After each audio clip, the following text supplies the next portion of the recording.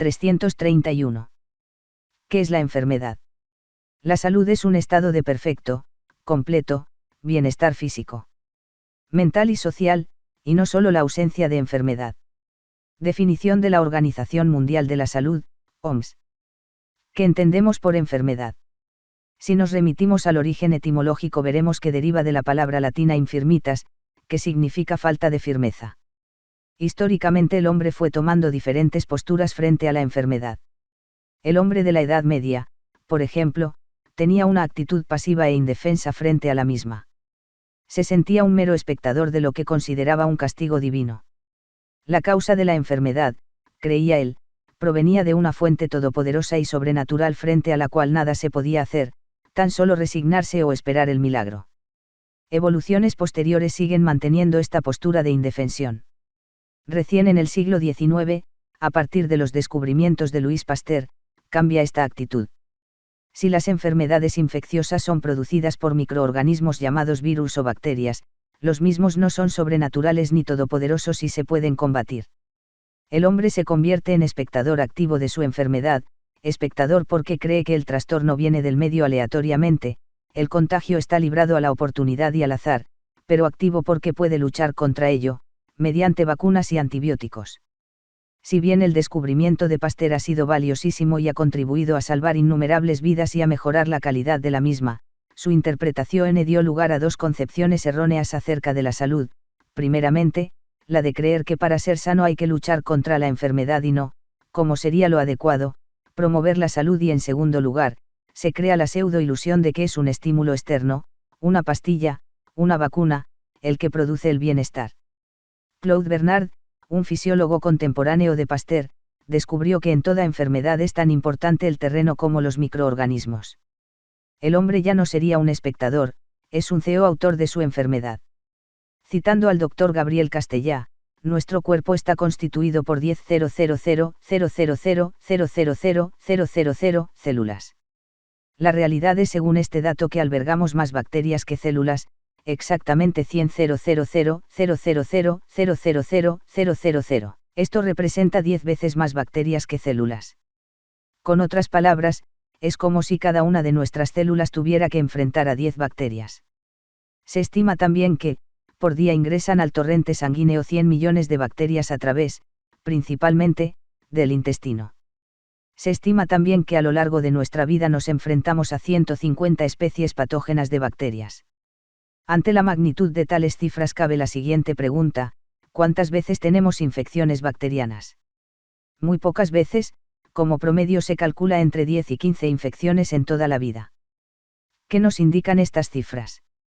Por lo menos dos cosas: la primera, que las infecciones son una excepción; la segunda, que si son una excepción no dependen de las bacterias que están siempre presentes. ¿De qué dependen entonces? Nunca hay desarrollo bacteriano sin previo descenso y alteración del sistema inmunológico. ¿Cuándo se produce esta alteración del sistema inmune? Cuando sufrimos distrés. ¿Y de qué depende? De la actitud con que nosotros mismos encaramos la vida. Somos responsables de las respuestas que damos frente a las situaciones que nos toca vivir. La clave estaría, entonces, en cómo reaccionamos frente al medio. Sabemos que frente al mismo estímulo dos personas pueden dar respuestas hasta opuestas. Entonces la enfermedad es una respuesta inadecuada de alarma frente a los estímulos que nos tocan vivir. En realidad, desde esta postura, no hablamos de enfermedad, sino de la persona que enferma, ya que no existe la gripe, existen personas que padecen ciertas dolencias que para su estudio y clasificación se han denominado así. Nos ubicamos, entonces, como protagonistas y no como espectadores de lo que nos ocurre. Si respondemos al medio con miedos insensatos, frente a peligros que no existen, con rabia, producida por la impotencia que da el miedo, con ansiedad, por no saber esperar que sucedan los acontecimientos a su debido tiempo, con culpa, la aniquilación del ser frente a la conciencia del error cometido, con depresión, etc. se produce un desorden en nosotros y esto ocasiona la enfermedad. Esto no quiere decir que conscientemente queramos enfermar, pero al hacerlo estamos expresando inadecuadamente algo que no podemos resolver. Detrás del enfermar hay un aprendizaje, enfermamos de lo que hemos aprendido a hacer. Las respuestas que damos frente a los distintos estímulos dependen de lo que aprendimos, de nuestra cultura. Es el hombre el que crea las respuestas, es él el que crea el enfermar. Las bacterias y los virus son la materia a partir de la cual se crea, representan el cómo, pero no el por qué, ya que el hombre no puede crear de la nada. La medicación ayuda, alivia, pero la verdadera curación está en la toma de conciencia, aceptación y comprensión. El enfermar es siempre una respuesta violenta para destruir lo que se vive como peligroso, es una forma inadecuada de defensa. Si bien causa dolor y malestar, este es vivido como inferior al que se busca evitar. Hay una alteración de la comunicación, que en la salud debiera ser fluida y buena. En la enfermedad es muy importante la memoria que está ligada al aspecto afectivo de nuestros aprendizajes. Todo enfermar es un acto de memoria y, en sentido amplio, abarca también nuestra memoria ancestral contenida en el programa de vida. Muchas enfermedades son producidas por aprendizajes potenciados por varias generaciones. La enfermedad no es un accidente que irrumpe desde afuera en el rumbo de una vida, sino una vicisitud biográfica dotada de sentido. El hombre enfermo lleva en su cuerpo una historia que no puede soportar, sus órganos expresan lo que sus labios callan. La gran mayoría de la comunidad civilizada interpreta que enfermar es sufrir un proceso que la ciencia concibe como el efecto de una causa. Un proceso de cuyo tratamiento se ocupan los médicos. Gracias al desarrollo de la ciencia y de la técnica, la medicina puede hacer hoy por el enfermo muchísimo más de lo que ayer hubiéramos podido siquiera imaginar. No solo ha descubierto la penicilina, el escáner, el trasplante cardíaco, la cirugía con rayos láser o los anticuerpos monoclonales. También ha comenzado a descubrir que las enfermedades físicas son manifestaciones de un drama oculto que compromete la vida entera del enfermo. Muchas enfermedades son rápidamente derrotadas, pero a medida que la medicina progresa en su capacidad de responder a cómo se ha producido una enfermedad, va quedando cada vez más insatisfecha la antigua pregunta, con la cual la enfermedad siempre nos enfrenta: ¿por qué ha sucedido? Alguien preguntará, por ejemplo, ¿por qué me he enfermado de difteria? ¿Por qué se ha contagiado?, se le contestará. Pero en realidad el contagio no es razón, el contagio no ocurre en todas las circunstancias ni en todas las personas expuestas a él. Si se indaga un poco más, se verá quizá que hay un terreno propicio, una debilidad. Pero si uno va hasta el fondo del asunto, ve con toda claridad que la razón última no se conoce. No basta con decir que nos hemos contagiado, o que hemos tomado frío, o tuvimos mala suerte, o malos hábitos, o una predisposición que nos viene de familia. Volvemos entonces a preguntarnos, ¿por qué? O sea, ¿cuál es el significado de la enfermedad, en función de la persona completa que somos, y no en función de un mecanismo expuesto a los avatares físico-químicos, al traumatismo o al desgaste? Estamos acostumbrados a pensar que una enfermedad es un trastorno material, y cuando aceptamos que lo psíquico influye sobre el cuerpo, pensamos en lo psíquico como en una fuerza capaz de generar una alteración en la maquinaria de nuestro cuerpo. Aunque admitimos que lo psíquico puede ser una causa, nos cuesta creer que por sí solo pueda generar una enfermedad en serio, en la cual intervengan, por ejemplo, los microbios. Tal vez pensamos lo psíquico pueda haber iniciado el proceso que conduce a la enfermedad, a través del vicio, del abandono o del descuido, pero una vez que ella se ha establecido, el tratamiento requiere algo más, nos decimos, que psicoterapia. Durante el ejercicio de la medicina nos hemos habituado a pensar que la mejor terapéutica es la etiológica, la que apunta a corregir la causa. La tarea consiste entonces en identificar el trastorno, descubrir su causa, y suprimirla para hacer desaparecer el efecto. Freud, investigando la histeria, descubrió que sus pacientes padecían de reminiscencias. Existía un grupo de ideas, separadas del resto de la vida consciente por haber sido reprimidas, recuerdos intolerables como tales, que encontraban una vía de salida convirtiéndose en los síntomas. El lenguaje que Freud empleó para explicar estos casos conservaba todavía el estilo teórico propio de un modelo físico del mundo, pero su certera intuición, su formación humanística y su inclinación natural a la observación de la realidad clínica, lo condujeron hacia una concepción que trascendió ampliamente el modelo de una relación causal. Freud incidió decididamente en un tipo de pensamiento que con los años, y con el aporte de autores de muy diversas disciplinas, se perfilaría como una concepción lingüística del mundo. Según esta, a pesar de que solemos explorar el universo como si se tratara de una gigantesca maquinaria de reloj, no debemos olvidar que es igualmente fructífero, para el avance de nuestros conocimientos, contemplar sus fenómenos como otros tantos signos lingüísticos que remiten a una unidad de sentido. El conocimiento de lo que una enfermedad concreta representa como capítulo de la biografía de un hombre suele ser más importante que obtener su alivio. Así, comprender un infarto no es comprender cómo se produjo, la mecánica del paro cardíaco, o la causa que lo desencadenó, sino por qué o para qué se produjo. Tal vez, porque hay en la vida de ese individuo algo ignominioso, algo intolerable que no quiere ni puede reconocer. Los permanentes cólicos renales, no estarán hablando de una ambición inconfesable. Esos trastornos hepáticos recurrentes, serán la única forma que alguien encuentra para manifestar su envidia escondida. Si los gestos de una persona dicen casi siempre mucho más que sus palabras, las enfermedades que padece, como si fueran gestos realizados con los órganos, dicen lo que ella no puede decir ni decirse a sí misma. Porque si pudiera, no habría enfermedad. Las historias de los pacientes muestran que la enfermedad del cuerpo es también una forma de lenguaje. En la historia de una vida la enfermedad parece haber sobrevenido como un accidente indeseable que interrumpe, de manera inesperada, el hilo de los propósitos y de las intenciones.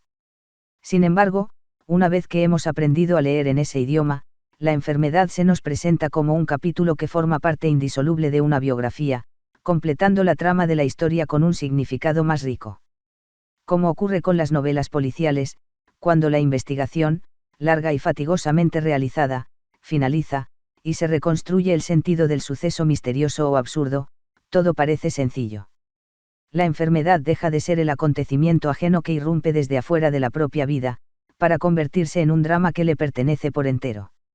A veces podemos suprimir los síntomas de una enfermedad sin que la enfermedad misma haya mejorado. Cuando la enfermedad desaparece por haberla aislado o combatido como si se tratara de un enemigo que solo afecta a una parte de nuestro territorio físico, el drama que se oculta en ella suele empeorar. Aliviar al paciente de su enfermedad puede implicar obligarlo a que haga otra. El caso del paciente que, operado con éxito de un antiguo trastorno de su vesícula biliar, cuando ya podía estar tranquilo, debe cambiar de especialista para tratarse la hipertensión arterial que luego le surgió, es tan típico como el del que se enferma inmediatamente después de haberse jubilado. La biografía está formada por capítulos que están unidos como los eslabones de una cadena. Por este motivo, el conocimiento de lo que una enfermedad concreta representa como capítulo de la biografía de un hombre suele ser más importante que obtener su alivio. La cultura humana es producto del ejercicio de dos facultades, la palabra y la mano. En el curso de la evolución, el hombre adoptó la posición erguida, por ello, y porque puede oponer el pulgar al resto de sus dedos, su mano es capaz de empuñar una herramienta. Durante una época bien definida, del desarrollo humano, la tarea magna consistió en transformar en poder la inermidad del hombre frente a la naturaleza. Mano, herramienta, técnica, ciencias naturales y lógica, son los jalones de ese desarrollo. El poder técnico del hombre, que es hoy conmovedor, precipitó multitud de efectos colaterales, como la contaminación del ambiente y las necesidades artificiales de consumo, que son en nuestros días un motivo constante de preocupación. En ese mundo técnico, el norte racional de nuestra vida es la idea de que el progreso y el bienestar dependen, fundamentalmente, de la adquisición y el dominio de las cosas. Pero el hombre típico de nuestra época siente que, en la medida en que aumenta la cantidad de cosas que posee y el dominio que adquiere sobre ellas, se le hace cada vez más difícil encontrarle un sentido a la vida. Ahora bien, no solo se hace con la mano, también existe el poder transformador de la palabra, que es el único acceso al mundo de la historia. Y así como el ejercicio de la mano evoluciona hasta engendrar el mundo de la técnica, representado en el cómo se hace, la función de la palabra genera el universo del motivo y del sentido, representado en el por qué y el para qué se hace. Recapitulando, podríamos decir que el enfermar se aprende y que es una respuesta inconsciente que damos. El conocimiento nos viene de generaciones anteriores, por lo que podríamos decir que hay un entrenamiento para enfermar ya que se perfeccionan ciertas respuestas. Es una manera de eludir responsabilidades, de empobrecernos como seres humanos, ya que se restringe nuestra libertad.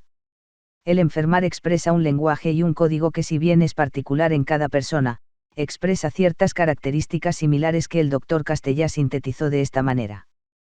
Trastornos en el aparato genital, consecuencia de vivir mal la sexualidad y la maternidad. Trastornos en el aparato urinario, ligados a los anteriores ya que ambos aparatos tienen un origen embrionario común. Trastornos en el aparato digestivo, relacionados con problemas económicos.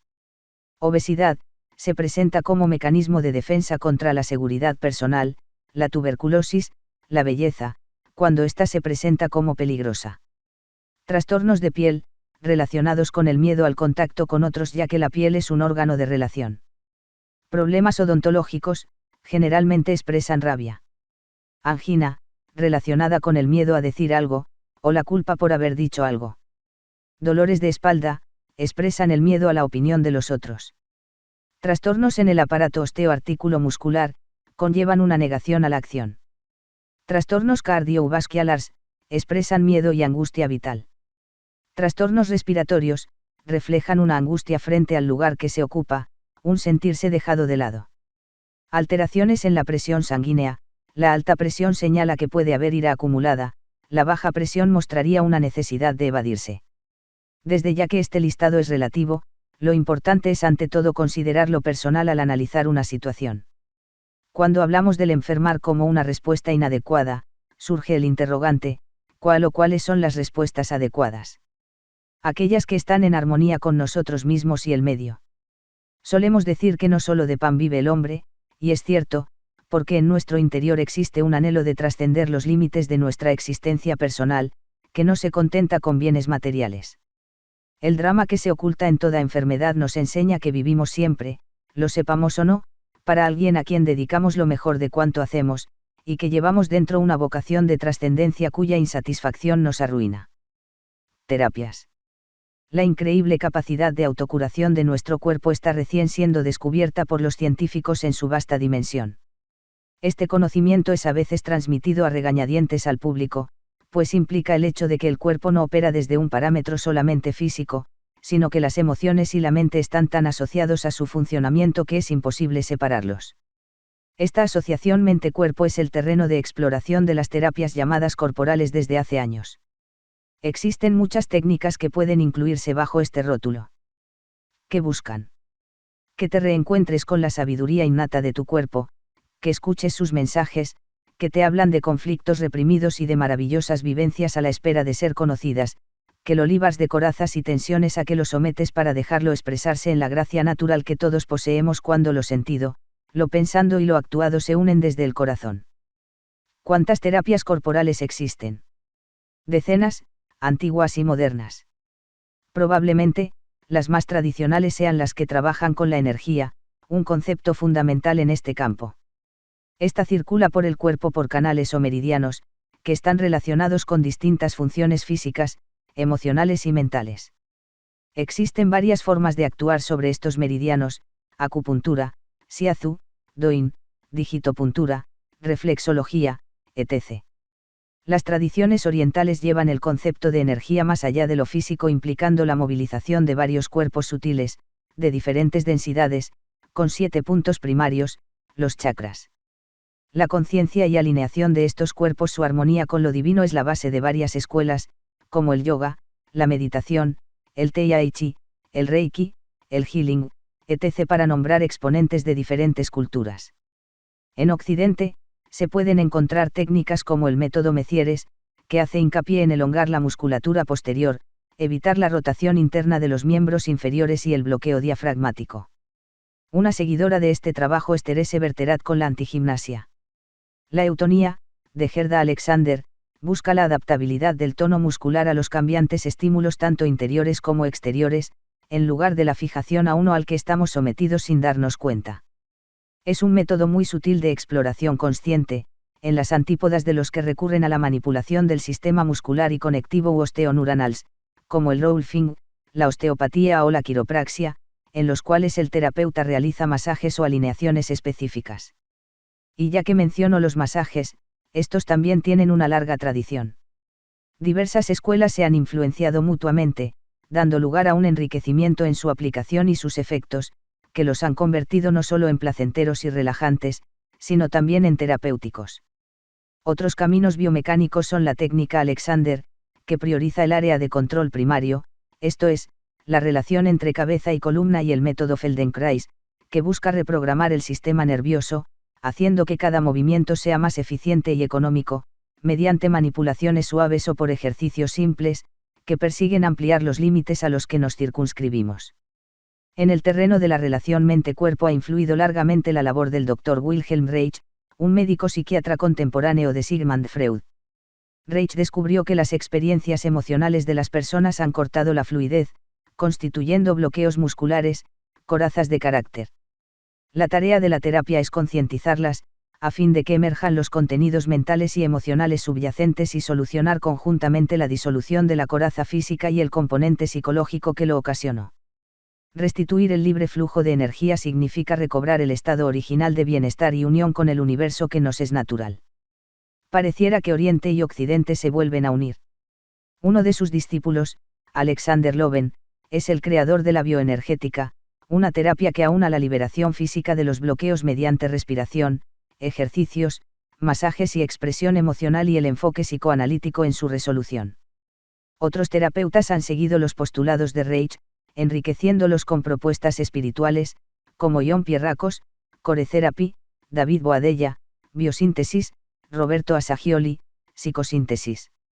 Lagasse Toult, creación de Fritz Perls, si bien no es estrictamente una terapia corporal, se apoya en la experiencia directa del aquí y ahora, en el darse cuenta de lo que sucede en cada instante, y se ayuda de las reacciones corporales para ello. A esta altura, ya debes estar desintegrándote con tanta diversidad de técnicas. Es hora de integrar, entonces. Existen terapias que justamente proponen la concientización de la unidad que realmente somos de cuerpo, mente, espíritu. Y no solo del paciente, sino también del terapeuta. Este debe trabajar continuamente en su propia alineación, a fin de crear el espacio necesario para que el proceso de sanación ocurra. Se trata de establecer una comunicación fluida de ser interior a ser interior, en la que ambos se enriquezcan mutuamente. Que no se lleve por reglas fijas de tecnicismos, sino por la escucha intuitiva y abierta de las necesidades profundas del paciente, para poder así abrir canales que le faciliten el acceso a su propia fuente interna de sabiduría y bienestar. Para ello, el terapeuta utiliza algunos de los métodos citados, sin atarse a ellos en forma dogmática, ya que la flexibilidad en la respuesta es su don. Cada persona es diferente y atraviesa distintas etapas, en las que será necesario a veces abordajes físicos, sean suaves o movilizadores, exteriorizaciones emocionales, reflexión, energía, conexiones espirituales o quizás bailar o dibujar, todo sin olvidar jamás que somos una unidad, manifestada en un cuerpo físico. Muchas veces se escucha quiero cambiar. ¿Qué cambia? ¿Quién? Primero, es necesario aceptar lo que eres y luego amar lo que eres. Adriana Schnake dice, lo que somos es siempre mejor que la fantasía de lo que queremos ser. Ya eres perfecto. Ya tienes lo que deseas para hacer lo que anhelas. Ya eres suficiente tal cual eres, como dice Richard Moss. La tarea consiste en despejar los velos que lo cubren, en iluminar las sombras, a fin de que la luz emerja de allí donde siempre está, para seguir creando con el universo. Cuerpo, mente y espíritu, ya sabes, materia, luz y poder juntos. Fin. Fin de este capítulo.